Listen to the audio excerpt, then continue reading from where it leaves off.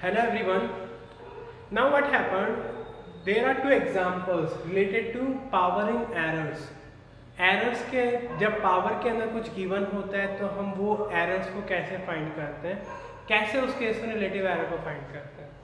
तो एक एग्जांपल हमारे पास 2.11, इसमें हमसे पूछा है रिलेटिव एरर और z ये गिवन है. तो हमने पढ़ा था कि जब भी पावर में कोई टर्म होता है तो रिलेटिव एरर हम किस तरह से निकालते हैं.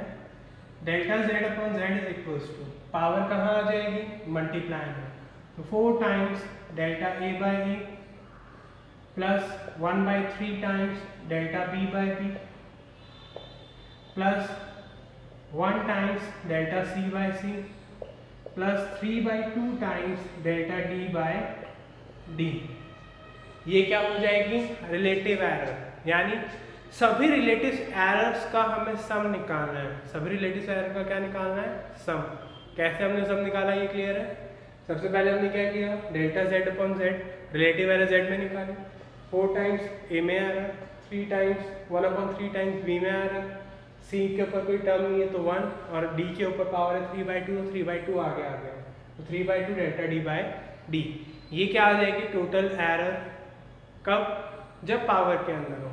इसी तरह से जब ये क्वेश्चन है हमारे पास, तो इस क्वेश्चन में क्या है हमारे पास कि t is equals to 2 pi under root L upon G हमें गिवन है. t is equals to 2 pi under root L upon जी.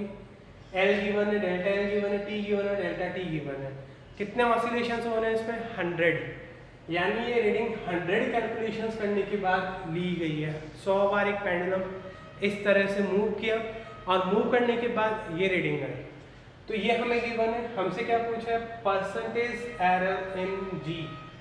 जी के अंदर कितनी परसेंटेज एरर आएगी. तो हमारे पास फॉर्मूला ये है. फॉर्मूला है हमारे पास t is equals to 2 pi under root L upon ji.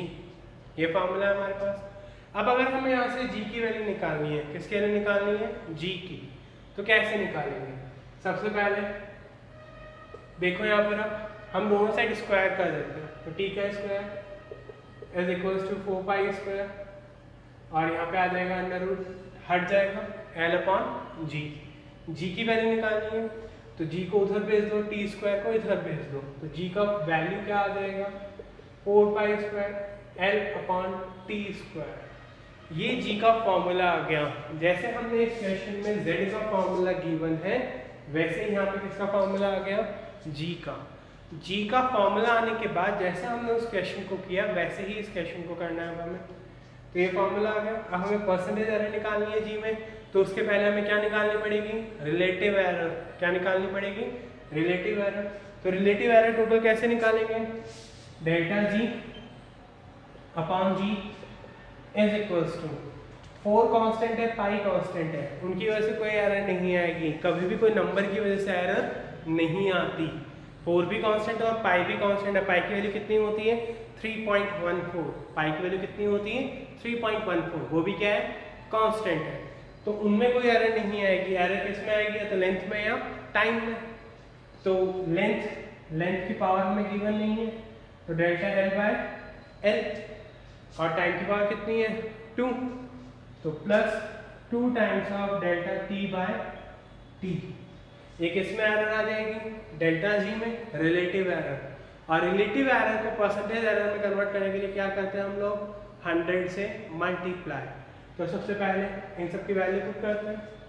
Delta L कितना है, 1, और एल कितना है, 20. डेल्टा टी कितना है, 1, और टी कितना है, 9. इसको कैलकुलेट कर लेंगे हम लोग एलसीएम वगैरह लेके. सिंपल मैथमेटिक्स है. कैसे सॉल्व करेंगे इसको देख लो. फिर भी 1/20 प्लस 2/90. एलसीएम कितना आएगा इन दोनों का, 9 2 18, 180, 20 9 तो 9, फिर प्लस 22 2 4 ये आ गया 4. 9 प्लस 4 13, 13/180 इंटू 100.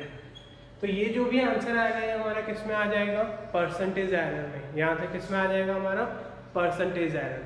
हमें क्या निकालनी है, टोटल परसेंटेज एरर. इस तरह से हम इस क्वेश्चन को सॉल्व करते हैं। क्लियर है सबको? आप चाहें तो इसको थोड़ा बहुत आगे और सॉल्व करें, थोड़ा सा इसको फ्रैक्शन में आगे चेंज करना है, नहीं तो यहाँ पे भी छोड़ सकते हैं। ये होते हैं एग्जाम्पल्स एरर्स के। इनके अलावा एक और एग्जाम्पल मैंने कहा था आपको करने के लिए 2.10। 2.10 जो एग्जाम्पल था वो एरर इन एडिशन के ऊपर बेस्ड था। एडिशन, मल्टीप्लिकेशन, डिवीजन सब आ गए थे उसमें हमें डायरेक्टली फॉर्मूला यूज करना था रेजिस्टेंस का फॉर्मूला R=R1+R2 सीरीज में, और पैरेलल वाला फॉर्मूला 1/R=1/R1+1/R2। वो फॉर्मूले हमें डायरेक्टली यूज करने थे तो हमारा रिजल्ट आ जाएगा। Is that clear? अब हम देखते हैं हमारा नेक्स्ट टॉपिक डायमेंशन। डायमेंशन होता क्या? डायमेंशंस क्या होता है? ये रिप्रेजेंटेशन होता है यूनिट्स का। किसका रिप्रेजेंटेशन होता है? यूनिट्स का। कि हम यूनिट्स को कैसे फंडामेंटल क्वांटिटीज या फंडामेंटल यूनिट्स के टर्म में रिप्रेजेंट कर सकते हैं। फंडामेंटल क्वांटिटीज याद है आप लोग को? मीटर, टाइम के मीटर लेंथ के लिए, टाइम के लिए सेकेंड, मास के लिए केजी, फिर मोल, कंडेला, टेम्परेचर के लिए केल्विन और करंट के लिए एम्पियर। वो 7 यूनिट्स हमने पढ़ी थी। कितनी यूनिट्स पढ़ी थी? 7। याद है क्या?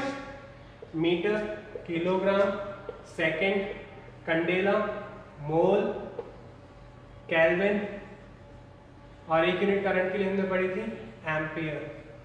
इन 7 यूनिट्स के अंदर हम इनको कन्वर्ट करते हैं। इन 7 यूनिट्स के अंदर क्या करते हैं? यूनिट्स को कन्वर्ट करते हैं, फंडामेंटल जो यूनिट्स होती हैं। फिर उनमें कन्वर्ट करने के बाद हम डायमेंशंस का यूज़ करते हैं। कैसे यूज़ करते हैं वो अब देखते हैं। But dimension is the important topic of this chapter. Dimension, जैसे हमने लिखा मीटर, तो मीटर किसकी यूनिट होती है? लेंथ की। हम मीटर की डायमेंशन हमेशा कैपिटल एल लिखेंगे। क्या लिखेंगे? हमेशा कैपिटल एल। किलोग्राम की डायमेंशन हमेशा लिखेंगे कैपिटल एम। सेकेंड की डायमेंशन हमेशा लिखेंगे कैपिटल टी। मोल की लिखेंगे स्मॉल एम, केल्विन की के, एम्पियर की ए, कैपिटल ए। हमेशा डायमेंशन किस में आती है? कैपिटल लेटर्स में आती है। और कैपिटल लेटर्स में आने के साथ साथ उन्हें हमेशा हम इस तरह के स्क्वायर ब्रैकेट्स के अंदर रखते हैं। किसके अंदर रखते हैं? स्क्वायर ब्रैकेट्स के अंदर। तो डायमेंशंस का यूज़ क्या होता है, कैसे इनको हम निकाल सकते हैं, वो अब हम देखते हैं। डायमेंशंस क्या होती है? अभी हमने देखा डायमेंशंस को कैसे रिप्रेजेंट करते हैं। किन क्वांटिटीज की डायमेंशन लिखेंगे हम लोग? सिर्फ फंडामेंटल यूनिट्स। कौन कौन सी थी? मास की, केजी यूनिट थी, बट इसका डायमेंशन क्या होता है? Capital M. लेंथ यूनिट क्या होती है? फंडामेंटल मीटर, और इसको कैसे रिप्रेजेंट करेंगे? एल। टाइम सेकेंड, कैसे रिप्रेजेंट करेंगे इसको? कैपिटल टी से। मोल, MOL इसकी यूनिट होती है, कैसे रिप्रेजेंट करेंगे इसको? ml। फिर केल्विन टेम्परेचर की यूनिट थी, इसको कैसे रिप्रेजेंट करते हैं? कंडेला ल्यूमिनस इंटेंसिटी की यूनिट थी, इसको स्मॉल cd से रिप्रेजेंट करते हैं। फिर एम्पियर करंट की यूनिट थी, इसको हम A से रिप्रेजेंट करते हैं। जनरली ये जो यूनिट होती है ये यूज नहीं आती। मोल जो होता है उसको हम यूज नहीं करते। इन बाकी 6 को ही हम जनरली यूज करते हैं। कैसे करते हैं अब देखते हैं। सबसे पहले हम बेसिक से स्टार्ट करते हैं। हमने 9th में 10th में एरिया, वॉल्यूम वगैरह के इनके बहुत सारे सबके फॉर्मूले पढ़े। तो सबसे पहले हम देखते हैं एक बेसिक सा फॉर्मूला, एरिया। एरिया क्या होता है? Length into breadth. एरिया क्या होता है? Length into breadth. तो length into breadth.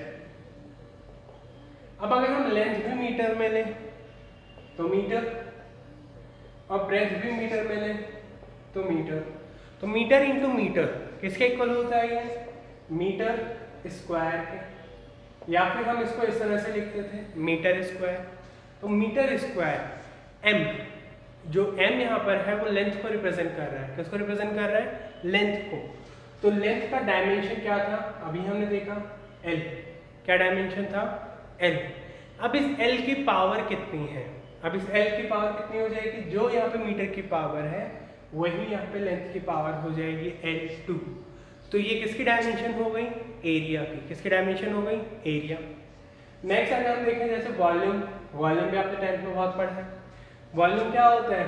L into B into H. Basic formula यही होता है किसके लिए? क्यूबॉइड के लिए बेसिक फॉर्मूला यही होता है। तो यहाँ पे क्या आएगा? Metre into metre into metre, ये किसके इक्वल आ जाएगा? Metre cube.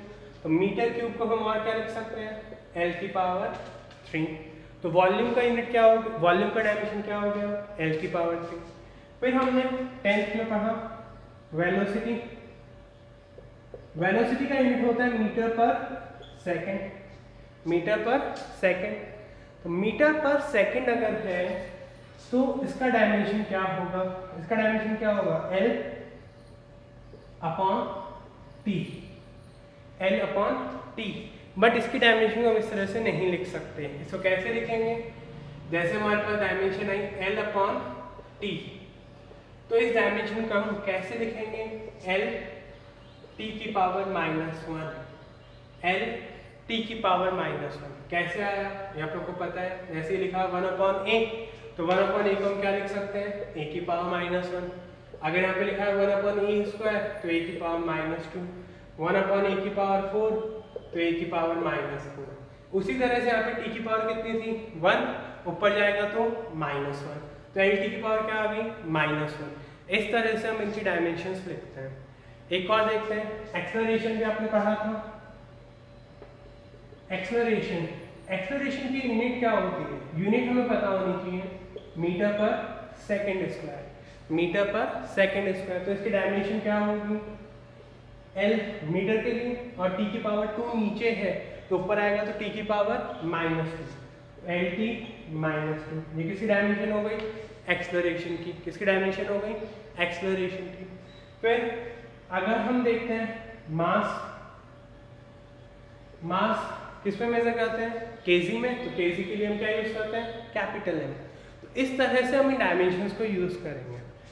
जैसे इसमें एक और एग्जांपल अगर देखें, फोर्स इक्वल टू होता है mass into acceleration. Force equal to क्या होता है? Mass into acceleration. मास का डायमेंशन कैपिटल M और एक्सेलरेशन का डायमेंशन LT -2। तो मल्टीप्लिकेशन में डायमेंशन इस तरह से लिख दिया जाएगा, MLT -2। t की पावर कितनी आ जाएगी? -2। इस तरह से हम किसी भी डायमेंशन निकाल सकते हैं। और एग्जांपल्स देखते हैं। इक्वल टू होता है मास इनटू एक्सेलरेशन। तो मास की यूनिट होती है केजी, एक्सेलरेशन की यूनिट होती है मीटर पर सेकंड स्क्वायर। अब इसके हमें डायमेंशन लिखनी है। इसकी क्या लिखनी है हमें? डायमेंशन। तो कैसे लिखेंगे? मास के लिए m, लेंथ के लिए l और टाइम के लिए t। बट यहाँ पे जो टाइम की यूनिट है वो कहाँ आ रही है? डिनोमिनेटर में। तो नीचे जो यूनिट पॉजिटिव होगी वो ऊपर जाने के बाद क्या हो जाएगी? नेगेटिव। तो फोर्स की डायमेंशन क्या आ जाएगी? ML और t की power -2। Dimensions can be added, subtracted और मल्टीप्लाइड और डिवाइड। हम इनको ऐड भी कर सकते हैं, सब्ट्रैक्ट भी कर सकते हैं, मल्टीप्लाई भी कर सकते हैं और डिवाइड भी कर सकते हैं, सिर्फ उनकी पावर्स में। सिर्फ उनकी पावर्स में। कैसे? जैसे कोई क्वांटिटी हमारे पास x है, उसकी डायमेंशन हमें निकालनी है। इसमें ऊपर तो क्या था? वर्क था और नीचे क्या था? फोर्स। तो वर्क हमने पढ़ा है। वर्क इक्वल टू होता है force into displacement. Work equal to क्या होता है? Force into displacement. और नीचे क्या है? फोर्स। तो फोर्स में फोर्स क्या हो जाएगा? कैंसिल। तो x की डायमेंशन, किसके इक्वल है? डिस्प्लेसमेंट की डायमेंशन के। डिस्प्लेसमेंट किसमें होता है? लेंथ में। तो लेंथ की डायमेंशन क्या होती है? L। तो x की डायमेंशन क्या हो जाएगी? L। अगर कहीं पे इस तरह से लिखा हुआ है कि x की डायमेंशन ये है m1 L2 t की power 3 divided by m2 L3 और t की पावर 2, तो अब x की टोटल नेट डायमेंशन कितनी आएगी वो कैसे निकालेंगे? ध्यान से देखना। ऊपर m की पावर 1 है, नीचे 2 है। ये 2 ऊपर जाएगा तो -2 हो जाएगा। तो 1 - 2 कितना हो जाएगा? -1। ऊपर l की पावर कितनी है? 2, नीचे कितनी है 3, तो ये 3 ऊपर जाएगा तो -3, 2 - 3 कितना हो जाएगा -1। ऊपर t की पावर कितनी है 3, नीचे t की पावर कितनी है 2, तो 3 - 2 कितना हो जाएगा 1। तो x की डायमेंशन क्या हो जाएगी m की पावर -1, l की पावर -1 और t की पावर 1। इस तरह से हम इनकी डायमेंशंस निकाल सकते हैं। इस तरह से क्या निकाल सकते हैं इनकी डायमेंशन। अब अगर जैसे मैथमेटिक्स में पढ़ा है x = y है, अगर ये दोनों क्वांटिटीज इक्वल है तो इनकी यूनिट्स भी इक्वल होनी चाहिए और इनकी डायमेंशन भी इक्वल होनी चाहिए। x = y अगर हमने मैथ में पढ़ा है तो इनकी यूनिट भी इक्वल होनी चाहिए और इनकी डायमेंशन भी क्या होनी चाहिए इक्वल। जैसे हमने पढ़ा s = ut + ½ at²। Class 9th में हमने फॉर्मूला पढ़ा था। किसका फॉर्मूला होता है ये डिस्टेंस का वर्ड का। तो अगर हम इन दोनों को ऐड कर रहे हैं तो इन दोनों की डायमेंशन भी सेम होनी चाहिए और यूनिट भी क्या होनी चाहिए सेम होनी चाहिए।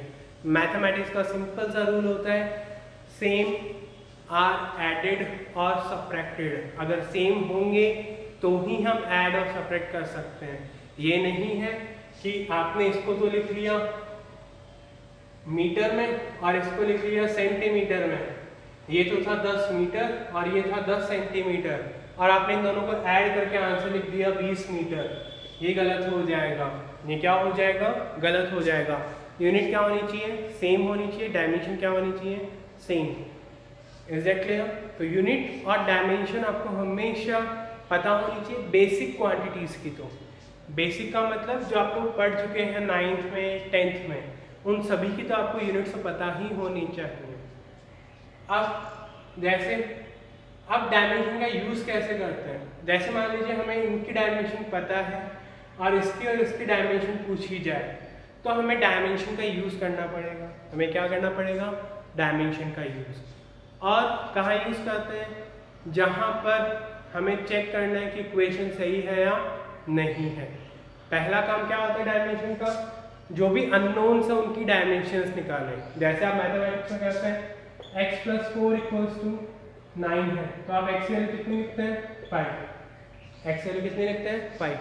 अब मैंने क्या लिखा कि x × t + v × t = w। x क्या है x की डायमेंशन आपको फाइंड करनी है, t क्या है टाइम, v क्या है वेलोसिटी, t क्या है टाइम और w क्या है वर्क है। तो यहाँ पे जब आपको डायमेंशन फाइंड करनी होगी तो आपको बाकी क्वांटिटीज की डायमेंशन पता होनी चाहिए।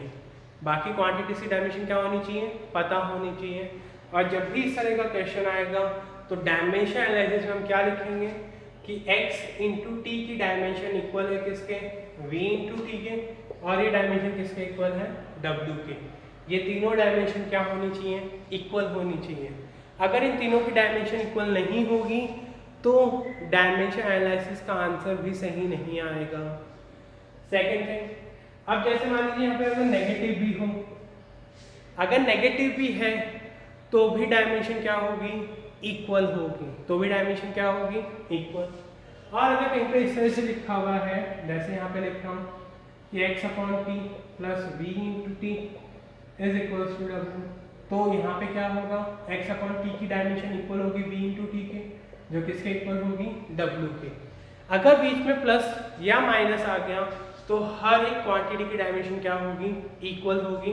जैसे इनकी यूनिट क्या थी सेम थी, वैसे ही इसकी डायमेंशन इसके इक्वल होगी और इसकी डायमेंशन इसके इक्वल होगी।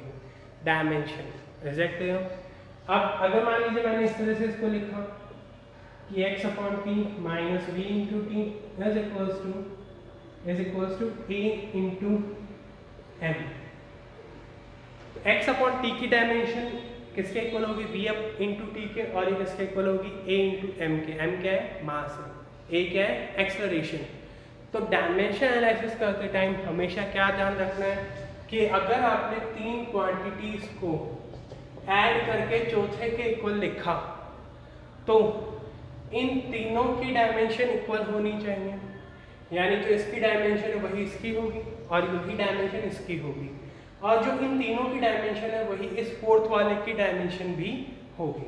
डायमेंशन हमेशा सेम रहती है, ये यूज करते हैं। फिर एक तो जैसे हमने यहाँ पे निकाला x की डायमेंशन, एक वक्त तो ये होता है डायमेंशन एनालिसिस का।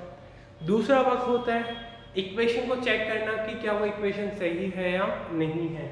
जैसे एक इक्वेशन होती है v = u + at, ये इक्वेशन पढ़ी है हम लोगों ने, ये इक्वेशन ऑफ मोशन होती है। ये क्या होती है? Equation of motion.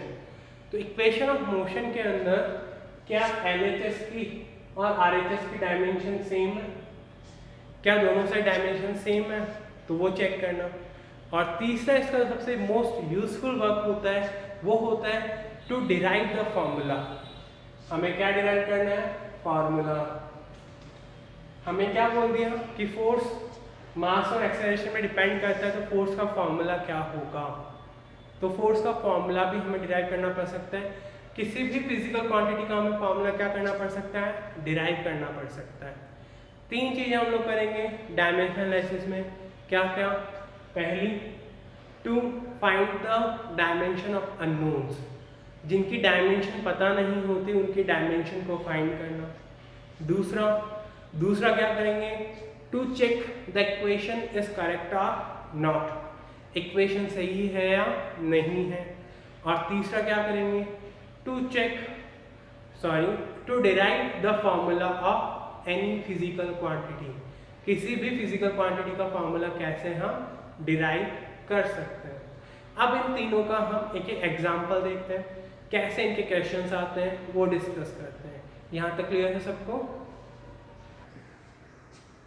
अभी हमने देखा डायमेंशन एनालिसिस क्या होती है, अब हम इसका नेक्स्ट टॉपिक देखते हैं।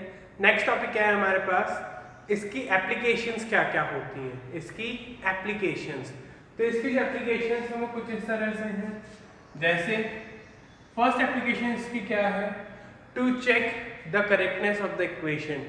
To check the correctness of the equation, कि कोई फॉर्मूला हमें गिवन है अगर, तो वो फॉर्मूला सही है या नहीं है, ये हमें चेक करना है डायमेंशनल एनालिसिस से।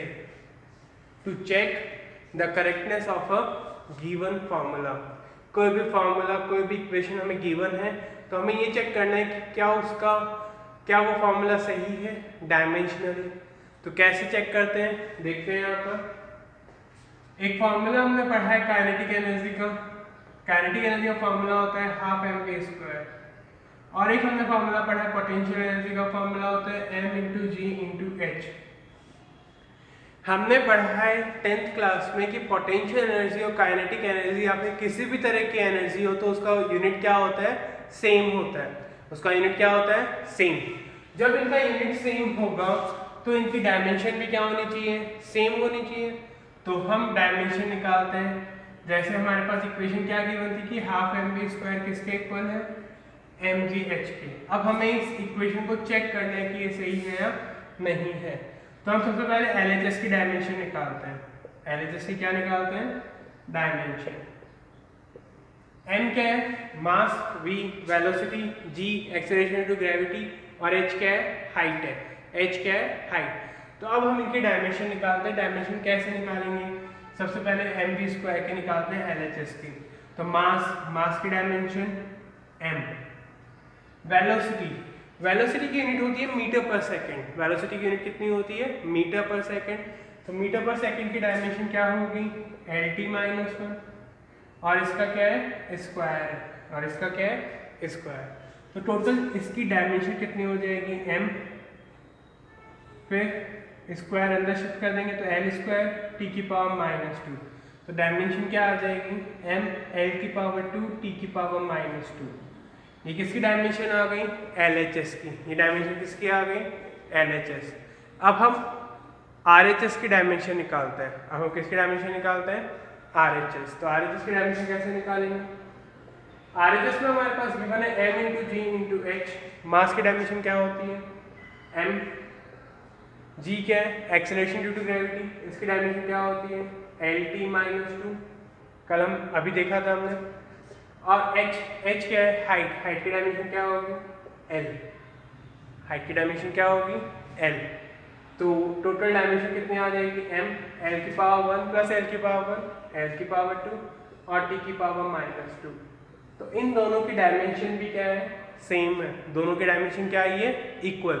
जब दोनों की डायमेंशन इक्वल आई है तो दोनों का ये जो इक्वेशन हमने लिखी है क्या है, डायमेंशनली करेक्ट है। ये डायमेंशनली क्या है, करेक्ट है। इसी तरह अगर हम एक और फॉर्मूला देखें, जैसे हमने एक फॉर्मूला पढ़ा है s is equals to ut plus half at square, s is equals to ut plus half at square. अब इस इक्वेशन में कितने टर्म्स हैं, 3 टर्म्स हैं। तो इन तीनों की डायमेंशन इक्वल होनी चाहिए, यानी कि जो s की डायमेंशन है वो किसके इक्वल होनी चाहिए, ut के, और ये डायमेंशन किसके इक्वल होनी चाहिए, हाफ at स्क्वायर के। क्यों ये इक्वल होनी चाहिए, क्योंकि हर एक, अगर आपको करंट को ऐड करना है तो करंट करंट में ही ऐड होगा, रेजिस्टेंस को ऐड करना है तो रेजिस्टेंस रेजिस्टेंस में ऐड होगा। कभी भी हम रेजिस्टेंस में करंट को ऐड नहीं कर सकते या करंट में वोल्टेज को ऐड नहीं कर सकते। तो सेम क्वांटिटीज ही ऐड या सब्ट्रैक्ट होती हैं और रिजल्ट भी उसी यूनिट में आता है। तो यहाँ पे s है, यहाँ पे ut और यहाँ पे क्या है, हाफ at स्क्वायर। तो सबसे पहले हम इसकी डायमेंशन लिखते हैं, s क्या है, डिस्टेंस। डिस्टेंस की डायमेंशन क्या होती है, लेंथ, l। तो ये इसकी डायमेंशन आ गई l। u क्या है, वेलोसिटी। वेलोसिटी डायमेंशन अभी हमने लिखी थी lt-1, तो lt-1। और टाइम की डायमेंशन क्या है, t। हाफ नंबर की कोई डायमेंशन नहीं होती। एक्सेलरेशन, एक्सेलरेशन की डायमेंशन क्या होगी, lt-2। और टाइम t का क्या है, स्क्वायर। तो टोटल डायमेंशन क्या आएगी, l, इसकी l आ गई, t की पावर -1 + 1, तो t की पावर 0, t की पावर 0 का मतलब 1, और ऐसे t की पावर -2 + 2, तो इसकी डायमेंशन क्या आ जाएगी, l। तो तीनों की डायमेंशन लेंथ के टर्म्स में आ रही है, यानी ये इक्वेशन भी क्या है हमारे पास, करेक्ट है। ये इक्वेशन भी क्या है, करेक्ट। इसी तरह से हम किसी भी इक्वेशन को चेक कर सकते हैं क्या वो डायमेंशन करेक्ट है या नहीं है।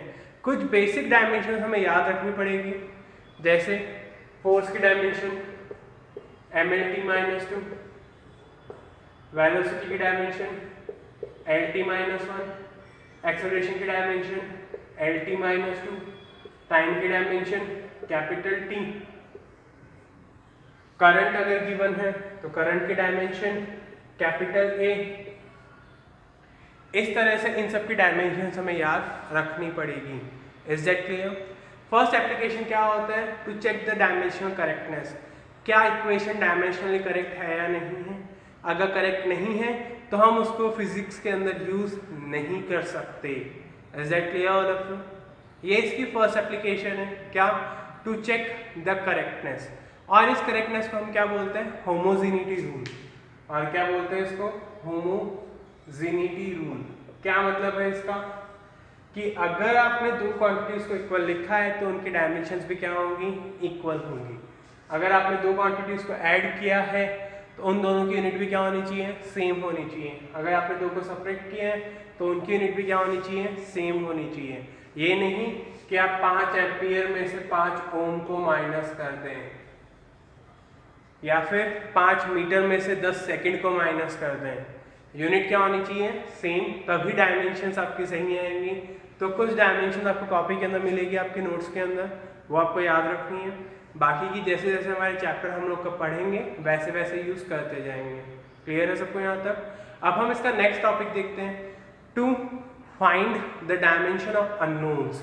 तो हम डायमेंशन एनालिसिस से correctness of the equation check कर सकते हैं वो फॉर्मूला सही है या नहीं है। दूसरा जो इसका यूज है वो क्या है, to find the dimension of unknowns. To find the dimension of unknowns. Unknowns का मतलब जिनकी डायमेंशन हमें पता नहीं होती, उनकी डायमेंशन हम कैसे निकाल सकते हैं। जैसे एक फॉर्मूला हमने लिखा, V is equals to A plus BT, A plus BT। A और B यहाँ पे अननोन है, A और B क्या है यहाँ पर, अननोन। हमें इनकी डायमेंशन निकालनी है। और क्या गिवन है कि V तो क्या है, वेलोसिटी है, और T क्या है, टाइम है। T क्या है, टाइम है। अभी हमने देखा प्रिंसिपल ऑफ होमोजेनिटी। क्या मतलब था इसका, कि जो सेम चीजें होती हैं वही एक दूसरे में क्या हो सकती हैं, ऐड हो सकती हैं। तो जैसे सेम चीजें ऐड हो सकती हैं एक दूसरे में, तो वेलोसिटी का डायमेंशन किसके इक्वल होगा, एक ही डायमेंशन के, और एक का डायमेंशन किसके इक्वल होगा, b इंटू टी की डायमेंशन के।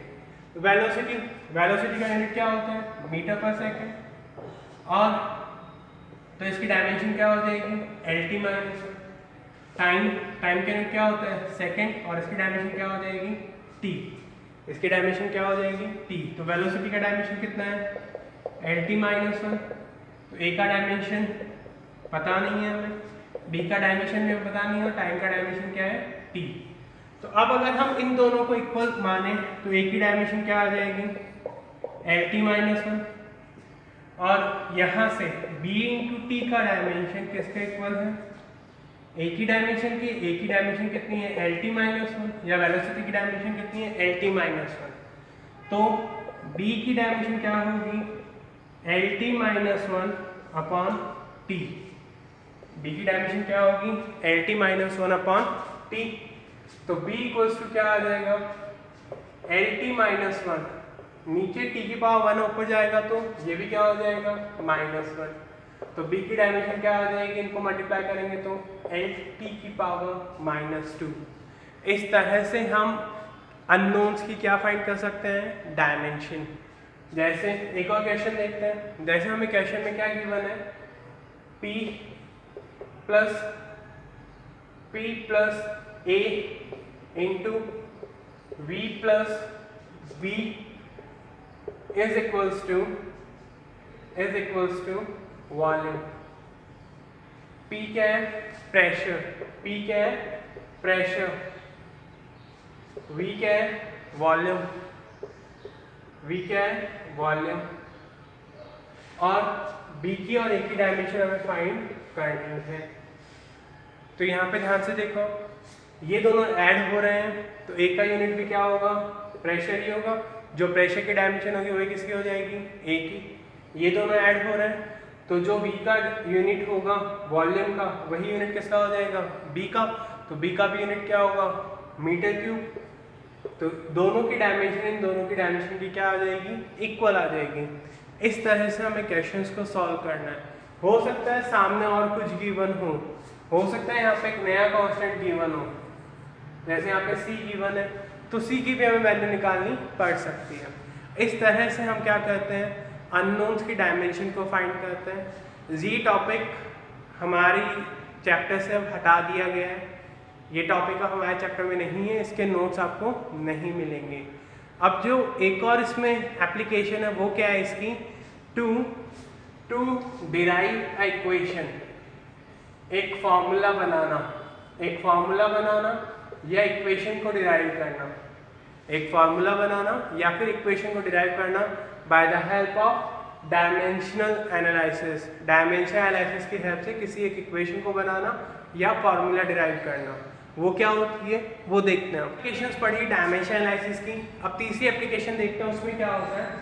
थर्ड एप्लीकेशन क्या है हमारे पास, टू डिराइव अ फॉर्मूला और equation, to derive a formula और equation using dimensional analysis. Dimensional analysis को यूज करके एक फॉर्मूला और एक इक्वेशन को डिराइव करना। कैसे डिराइव करते हैं इसको, ध्यान से देखिए, क्वेश्चन के थ्रू ही समझते हैं। जैसे हमने किसी स्टेटमेंट में कहा कि जो फोर्स है, force is dependent on mass and acceleration. जो फोर्स है वो डिपेंडेंट है किसके ऊपर, मास और एक्सेलरेशन के ऊपर। तो जब फोर्स मास और एक्सेलरेशन के ऊपर डिपेंडेंट है तो इसको हम कैसे इंटरप्रेट करेंगे वो ध्यान से देखना। जैसे फोर्स हमने क्या लिखा, force is proportional to m raise to power a and a raise to power b। m क्या है, मास, इसको दूसरे कांस्टेंट से मान लेते हैं एक बार, m raise to power x और a raise to power y। Force mass और एक्सेलरेशन पे क्या है, डिपेंडेंट है। तो फोर्स मास की पावर तो कितनी है x और एक्सेलरेशन की पावर कितनी है y। यहाँ पे x और y की वैल्यू हमें निकालनी है, किसकी वैल्यू निकालनी है, x और y की। अब जैसे ही प्रोपोर्शन का साइन हटेगा फिजिक्स में, इस चीज को ध्यान रखना, एक ना एक कांस्टेंट आएगा। हमने कांस्टेंट यहाँ पे क्या मान लिया, k आ गया। क्या आ गया constant, k। m raise to power x और a raise to power y। Force का जो डायमेंशन होता है वो आपको याद रखना है। इसका डायमेंशन होता है MLT-2। फोर्स की डायमेंशन क्या होती है? MLT-2 is equals to K M। M क्या है? मास। मास की डायमेंशन क्या होती है? M raise to power x। A क्या है? एक्सेलरेशन। एक्सेलरेशन की डायमेंशन क्या होती है? LT की पावर -2 और इसकी होल पावर y। तो हमारे पास क्या आ गया कि m की पावर x, LT की पावर -2 की पावर y। अब हमें क्या करना है? कंपैरिजन करना है। कैसे कंपैरिजन करना है? जैसे हम 10th में करते थे, ax + by + c = 0 में गिवन और एक इक्वेशन गिवन है 2x + 3y - 3 = 0। तो जब हम इन दोनों इक्वेशन का कंपेयर करते थे तो हम a, b और c की वैल्यू निकाल सकते थे। यहाँ पे a की वैल्यू कितनी आएगी? 2, b की वैल्यू कितनी आएगी? 3 और c की वैल्यू कितनी आएगी? -3। इस तरह से हमने वैल्यूज कंपेयर की। अब यहाँ पे भी आपको वैल्यूज को कंपेयर करना है। किस तरह से? जैसे यहाँ पर n की पावर कितनी है? 1, l की पावर कितनी है? 1 और t की पावर कितनी है? -2। तो उसी तरह से हमें दोनों साइड्स की पावर्स को कंपेयर करना है। तो कैसे कंपेयर करेंगे? देखिए अब यहाँ पर m की पावर 1, l की पावर 1, t की power -2 is equals to k। ये जो x ऊपर पावर में ये कहाँ आ जाएगी? इधर मल्टीप्लाई में। ऐसे ही यहाँ पे भी ये मल्टीप्लाई में आ जाएगी, l की पावर y और t की पावर -2y। अब हमें MLT की जो पावर्स है दोनों साइड उन्हें कंपेयर करना है। उन्हें क्या करना है? कंपेयर। कैसे? देखिए यहाँ पे m की पावर कितनी है? 1 और यहाँ पे m की पावर कितनी है? x। तो 1 is equals to x। l की पावर कितनी है? 1। y की वैल्यू कितनी है? 1। तो y 1 is equals to y। t की पावर यहाँ पे कितनी है? -2 और t की पावर यहाँ पे कितनी है? -2y। तो -2 इज इक्वल्स टू -2y। तो यहाँ से हम क्या लिख सकते हैं कि x की वैल्यू कितनी है? 1 और y की वैल्यू कितनी है? 1। तो x और y की वैल्यूज आ गई हमारे पास। जैसे ही x और y की वैल्यूज आ जाएगी हम इस फॉर्मूले में उन वैल्यूज को पुट कर देंगे। तो f इक्वल टू क्या आ जाएगा? देखो k m। x की वैल्यू कितनी है? 1 लिखना जरूरी नहीं है कि 1 आप लिखें। ऐसे ही a की पावर क्या हो जाएगी? 1। तो फोर्स का फॉर्मूला आ गया k × m × a। k क्या है? कांस्टेंट। k क्या है? कांस्टेंट। इस कांस्टेंट की वैल्यू कितनी होती है? 1। तो फोर्स का फॉर्मूला क्या आ गया? m × a, जो होता भी उसका formula force equals to mass into acceleration. एक और क्वेश्चन देखते हैं। हमें क्या कहा? कोई time is dependent on length and acceleration due to gravity. Time dependent है किसके ऊपर? लेंथ और एक्सेलरेशन ड्यू टू ग्रेविटी के ऊपर। तो हमने क्या मान लिया? l की पावर तो कितनी मान ली? x और g की पावर कितनी मान ली? y। टाइम का डायमेंशन क्या होता है? Capital T। प्रपोर्शन का साइन हटेगा तो कांस्टेंट आएगा। Let the constant be k। l length की डायमेंशन l और इसकी डायमेंशन x। g क्या है? Acceleration due to gravity. Acceleration due to gravity का फॉर्मूला होता है मीटर पर सेकंड स्क्वायर। जो उसकी यूनिट होती है वो क्या होती है? मीटर पर सेकंड स्क्वायर। इसकी वैल्यू कितनी होती है g की? ये वैल्यू होती है 9.8 मीटर पर सेकंड स्क्वायर। तो इसकी यूनिट क्या होगा? मीटर पर सेकंड स्क्वायर। तो इसकी डायमेंशन क्या हो जाएगी? LT की पावर -2 की होल पावर y। तो t सिर्फ t आ रहा है, इसका मतलब क्या है? m की पावर भी 0 और l की पावर कितनी है? 0 और t की पावर कितनी है? 1 is equals to k। l की पावर कितनी है यहाँ पर? x। यहाँ पे l की पावर कितनी है? y और t की पावर कितनी है? -2y। अब यहाँ पे l दो बार आ रहा है, मल्टीप्लाई में है, तो हमें पता है मल्टीप्लाई में पावर्स क्या होती हैं? ऐड। जैसे अगर a² × e की पावर 3 को ऐड करेंगे तो आंसर क्या आएगा? e की पावर 5 मल्टीप्लाई करेंगे तब। और ऐसे ही अगर a की पावर 3 को e की पावर 3 से मल्टीप्लाई करेंगे तो आंसर क्या आएगा? e की पावर 6। तो वैसे ही यहाँ पर हम इनको ऐड करते हैं। m0 l0 t की power 1 is equals to k। l की पावर यहाँ पे x है, यहाँ पे y है, तो टोटल पावर कितनी हो गई? x + y। और t की पावर कितनी है? -2y। अब m की पावर उधर तो 0 और इधर भी कितनी है? 0। अब इन दोनों को हमें कंपेयर करना है। कैसे कंपेयर करेंगे? देखो यहाँ पर, तो यहाँ पर एल की पावर कितनी है 0 और यहाँ पे कितनी है x प्लस वाई, तो 0 is equals to x plus y. यहाँ पे t की पावर कितनी है 1 और यहाँ पे कितनी है -2y, तो 1 इज इक्वल्स टू -2y। तो यहाँ से 1 इक्वल्स टू -2y से हमारे पास किसकी वैल्यू आ जाएगी y की। 1 इक्वल टू -2y हमारे पास है, तो y की वैल्यू क्या आ जाएगी -1/2। y की वैल्यू क्या आ जाएगी -1/2, तो y की वैल्यू यहाँ से आ गई -1/2, तो x की वैल्यू भी कितनी आ जाएगी, x की वैल्यू आ जाएगी 1/2 जब y की वैल्यू को हम इस इक्वेशन में पुट करेंगे। तो अब हमारे पास x की वैल्यू आ गई और y की वैल्यू आ गई। इन दोनों को हमें कौन से फॉर्मूले में पुट करना है, इस फॉर्मूले में। तो t इक्वल्स टू क्या आएगा, देखो t equals to k times of l की पावर कितनी है x की वैल्यू कितनी है हाफ, तो l की पावर हाफ और g की पावर कितनी है -हाफ। तो इसको हम क्या लिख सकते हैं k l/g की होल पावर हाफ। तो इस तरह से हमारे पास टाइम पीरियड का फॉर्मूला आ जाएगा। k क्या है यहाँ पर कांस्टेंट है, k क्या है कांस्टेंट। तो इस तरह से हम किसकी वैल्यू निकाल सकते हैं, k की वैल्यू निकाल सकते हैं। यहाँ पे जो k कांस्टेंट है इसकी वैल्यू इस फॉर्मूले में अलग होती है, ये वैल्यू लगभग इक्वल होती है 2π के। तो ये फॉर्मूला होता है टाइम पीरियड का l/g। ये फॉर्मूला होता है time period of simple pendulum. जो सिंपल पेंडुलम होता है वो जब इस तरह से मोशन करता है तो उसका टाइम पीरियड कितना आता है। ये 3 एप्लीकेशंस हैं किसकी, डायमेंशन एनालिसिस की। पहली हमने पढ़ा क्या, to check the dimensional correctness of the formula और द इक्वेशन। कोई भी फॉर्मूला इक्वेशन गिवन है तो वो डायमेंशनली करेक्ट है या नहीं है। दूसरा हमने देखा to find the dimension of unknowns, वो इतनी ज़्यादा इंपॉर्टेंट नहीं है। तीसरा हमने क्या देखा, to derive a formula, formula derive करना। तो ये तीनों एप्लीकेशंस आपको समझ में आई होगी, I hope so. Thank you all of you, have a nice day. We will continue in the next class.